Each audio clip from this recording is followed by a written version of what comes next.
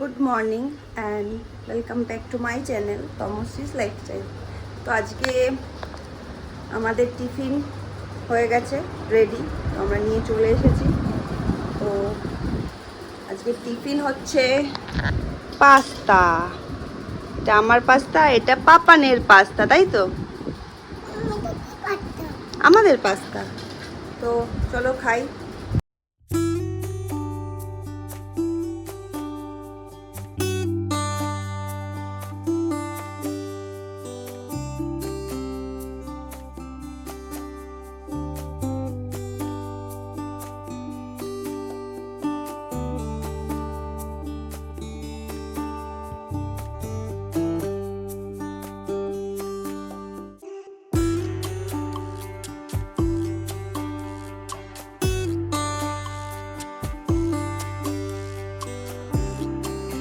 তো আমি বসেছি এখন সবজি কাটতে, আর আমার ছেলে ছুটে ছুটে চলে এসছে। ও আমাকে নাকি হেল্প করবে কি না, আমি ওকে কেটে কেটে দেব, আর ওই কাটাগুলো ও বাটিতে তুলবে।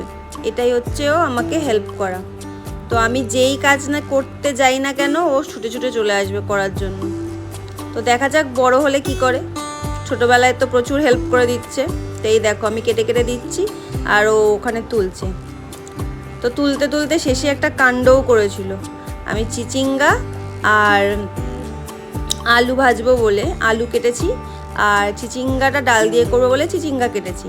তো দুটো আলাদা আলাদা করে রেখেছি। ও প্রথম থেকেই চেষ্টা করছিল দুটোকে একসাথে মেশানোর, কিন্তু যেহেতু আমি বসেছিলাম দেখতে পাচ্ছিলাম, বারণ করছিলাম আর করতে দিচ্ছিলাম না।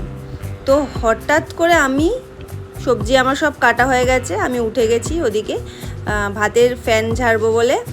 তো এদিকে এসে দেখি কি কাণ্ড করেছে, পুরো চিচিঙ্গা কুচি আর আলু কুচি পুরো একসাথে মিশিয়ে দিয়েছে। তো সেটা দেখে তো আমার মানে প্রাণটা যায় যায় অবস্থা। তারপর আবার ওকে বকে ঠোকে আবার আমি আমার দুটোকে বসে বসে আলাদা করলাম, তারপর গিয়ে ভাজলাম। তো ভাবছো আমার কত শান্ত ছেলে, কত কাজ আমাকে হেল্প করে, দেখেছো তোমরা? দেখো খালি এইভাবে আমাকে হেল্প করে ও।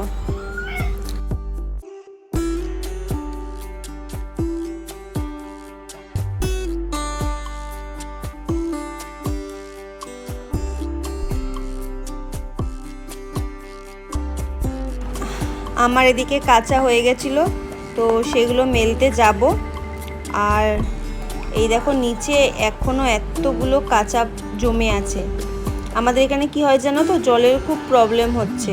মানে কিছুদিন আসছে, আবার 3-4 দিন আবার বন্ধ হয়ে যাচ্ছে। তখন কি হচ্ছে, আমাদের রিজার্ভার পুরো খালি হয়ে যাচ্ছে। তখন কাঁচানো তো দূরের কথা, মানে ওই প্রয়োজনীয় দরকারের কাজগুলোই জল টেনে টেনে এনে করতে হচ্ছে। তো ওই জন্য সেই কয়েকদিন আগে আসেনি, পুরো রিজার্ভার খালি হয়ে গেছিলো। তো আর ওই কাঁচানো যায়নি। তো সেই কাঁচাগুলো জমে জমে এত কাঁচা হয়ে গেছে, এখনও অতগুলো বাকি আছে। তো এখন তো চলো যাই, যেটুকুনি কাঁচা হয়েছে সেটুকুনিকে মেলি। আজকে সকাল থেকেই পাচ্ছে ঘুম।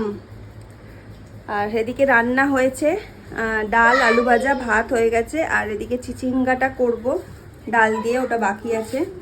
তো এতটাই ঘুম পাচ্ছে যে, আর ঘুম পাচ্ছে, আর সকাল সকাল যেহেতু ব্রেকফাস্ট করেছিলাম, তো চা খাওয়ার কথা ভুলেই গেছি। তো এখন আবার এই দেখো চা নিয়ে বসেছি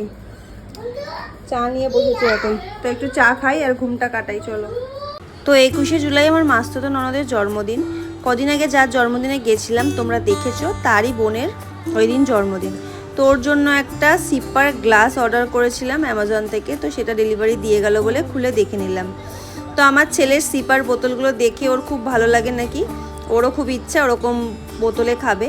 তো সেরকম বোতল সেরকম পাইনি, তাই ওর জন্য সিপার গ্লাস অর্ডার করলাম। আর একটা স্ট্র আছে ওর সাথে, তো বেশ ভালো দেখতে ওটা। দেখো কেমন বৃষ্টিটা হচ্ছে, যেই মেলতে যাচ্ছি অমনি বৃষ্টি পড়ছে, যেই তুলে নিয়ে আসছি বৃষ্টি কমে যাচ্ছে। এই নিয়ে 2-3 বার দিলাম। এই দেখো এখন এখানেই মেলে রাখছি, আর দেব না। যেই মেলছি অমনি বৃষ্টি, যেই তুলছি বৃষ্টি কমে যাচ্ছে। দরকার নেই আর মেলা, এখানেই থাক, বাদ বাকি আর এখানে দিয়ে দিই। বর্ষাকালে ঘরের হাল খুব বাজে হয়। দেখো কি অবস্থা, একদম বিরক্ত লাগে আমার। আর এই দেখো, যেই জামা কাপড় তুলে নিয়ে আসলাম বাইরে, দেখো পুরো খটখটে রোদ আবার উঠেছে। তো সকাল থেকে আজকে আমি এই করছি, একবার মেলছি একবার তুলছি, একবার মেলছি একবার তুলছি, আবার দেখো রোদ। তো এই দেখো আবার রোদ দেখে আবার মেলতে এসেছি। আর এই জয়েরা এখানে ছাড়া ওদের আর শোয়া হয় না। আজকে দুপুরেও পুরো সেম, দেখো আমি একটু শুয়েছি আর ও উঠে পুরো ওর তাক থেকে জামা কাপড় বের করে এরকম অগোছালো করেছে। তো দেখো পুরো পুরো তাক ফাঁকা। আমি কিন্তু দুদিন আগেই গুছিয়েছি, তোমরা দেখেইছো। আর সন্ধেবেলা বাবা এসেছে, তো বাবার জন্য দুধ চা আর শাশুড়ির জন্য র চা বসিয়েছিলাম। তো সন্ধেবেলার একটু পরে আমি একটু টিভি দেখতে বসেছিলাম। জাস্ট 5 থেকে 7 মিনিট হবে আমি বোধহয় টিভিটা দেখতে বসেছি। আর ওর বাবা ফোনে কিছু কাজ করছিল। আর আমার বাবা সন্ধেবেলা যে এসেছিলো ওর জন্য একটা মার্কার পেন নিয়ে এসেছিলো। তো যখন আমি টিভি দেখতে বসেছি তারপর এসে দেখলাম পুরো গালে কালি মেখে একাকার করেছে, ও নাকি বগ্গা সেজেছে। তো বগ্গা হচ্ছে ওর একটা কাল্পনিক ক্যারেক্টার যাকে ও ভয় পায়। আর আমি আর গৌতম তো দেখে হাসতে হাসতে পাগল। তো এখন রাত হয়ে গেছে, আমি আর আমার আর ছেলের খাবার নিয়ে চলে এসেছি। ছেলের হচ্ছে ডাল আর ডিম সিদ্ধ, আর আমার হচ্ছে ঘি আলু সিদ্ধ ভাত, যেটা আমার ভীষণই পছন্দের।